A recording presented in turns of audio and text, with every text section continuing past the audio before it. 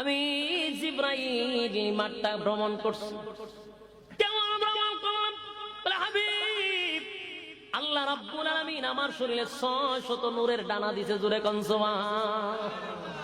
600 নূরের ডানা হাবিব, 600 নূরের ডানা। এমন ডানা, একটা ডানা দিয়ে আমি পৃথিবীটা উল্টায়া দিতে পারি গো। কিন্তু আমার আল্লাহ 600 ডানা কেন দিল?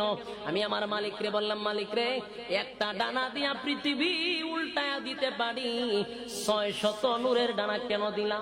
আর 600 নূরের ডানার শক্তি কি পরিমাণ আমার একটু পরীক্ষা করতে দাও। আল্লাহর পয়গম্বরকে বলেন, নবী গো, আমি সাথে সাথে মালিকের কুদরতি পায়ে সেজদায় পড়ে গেলাম। আর জানতে চাইলাম, মালিক 600 নূরের ডানার মধ্যে কি পরিমাণ শক্তি আমার একটু দেখায়া দেন। আল্লাহ বলেন, লাকাদ খালাকনাল ইনসানা ফি আহসানি তাকওয়িম। আল্লাহ রাব্বুল আলামিন বলেন, চারটা কসম করছি গো, চারটা কসম কইরা বললেন, কসম করছি তোরে বানাইছি সুন্দর করে, এটা আমি জানায়া দিলাম। গোটা পৃথিবীতে ঘোষণা হয়ে গেছে, মানুষের চেয়ে সুন্দর আল্লাহ কোন প্রাণী বানায় নাই। এই উগান্ডার মানুষ, আফ্রিকার মানুষ, আফ্রিকার মধ্যে উগান্ডার একটা মানুষ আছে, এরা দেখলে বড় ভয়ানক, হাসি দিলে শুধু দাঁত দেখা যায়, এমন কালার কালা। আল্লাহ বলেন, সেই কালা মানুষটা যদিও বিশ্রী লাগে রে, আমি আল্লাহ কোরআনে ঘোষণা করছি, উগান্ডার মানুষের চেয়েও সুন্দর আমি কোন প্রাণী বানাই নাই।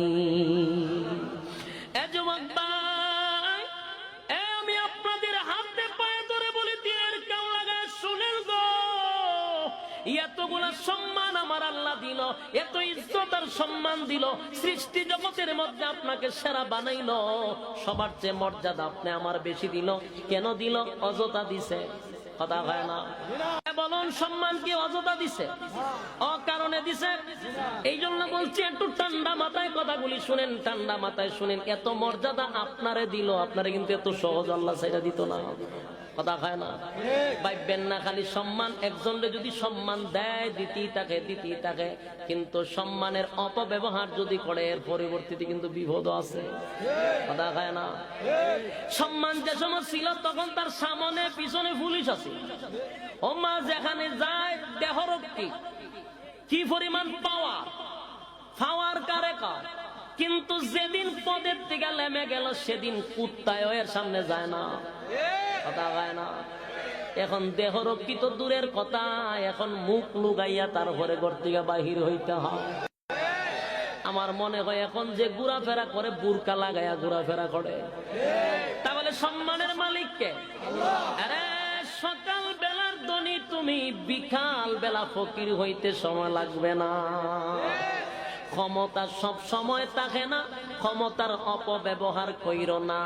আল্লাহ রাব্বুল আলামিন বলে, বান্দারে, এত সম্মান এত মর্যাদা তোরে আমি দিছি, সমস্ত মাখলুকাতের সেরা তোরে বানাইছি। নূরের ফেরেশতা কোনোদিন গুনাহ করে না, কোনোদিন গুনাহ করে না।